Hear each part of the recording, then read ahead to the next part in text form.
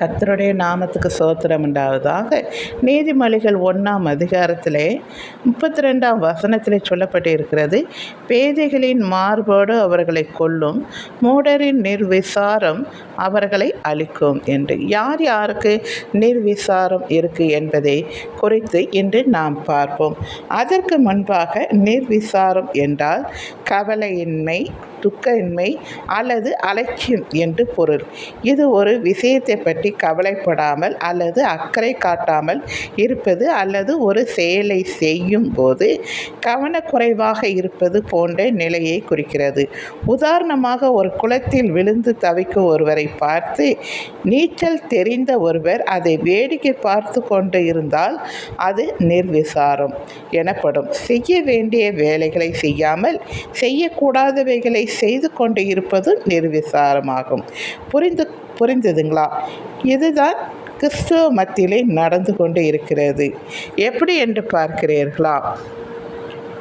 அதிகாலையில் என்னை தேடுகிறவர்கள் கண்டடைவார்கள், கர்த்தரை கண்டடையத்தக்க சமயத்தில் அவரை தேடுங்கள் என்று அங்கே வேத வசனம் சொல்லப்பட்டிருக்கிறது. அதிலே நிர்விசாரம். எல்லாரும் அதிகாலையில் தேடுவது கிடையாது, அலட்சியமாக இருப்பது. ஆலயத்துக்கு வருவதிலே நிர்விசாரம்.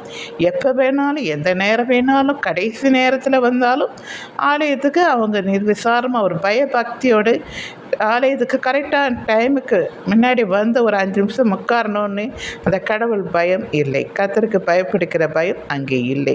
துணிச்சலாய் ராப்போஜனம் எடுக்கிறார்கள். எல்லா பாவங்களையும் செய்துவிட்டு அங்கே ராப்போஜனம் எடுக்கிறார்கள். அங்கே நிர்விசாரம்.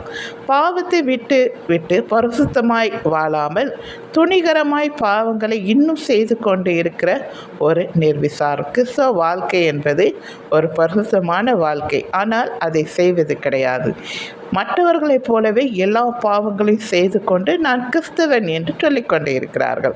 பரிசுத்த வேத வசனம் இருந்தும், அதை படிக்க ஞானம் இருந்தும், அதை படிக்காமல் கதை புஸ்தகங்கள் படிப்பதும், டிவி சீரியல், நாடகம், படம், கட்டுக்கதை, மற்றவர்களிடம் வீட்டுக்கு கட்டுக்கதை பேசுவதும், நேரத்தை எடுத்துக்கொண்டு வேத வசனம் வாசிக்க எனக்கு நேரம் இல்லை என்று அங்கே நிர்விசாரமாய் இருக்கிறார்கள். இதுதான் இங்கே கிறிஸ்தவ மத்தியிலே இருக்கிறது. எனக்கு அன்பானவர்களை எச்சரிக்கிறேன், இது நல்லதல்ல. இனி இப்படி செய்யாதீர்கள். சரிங்களா? தேங்க்யூ.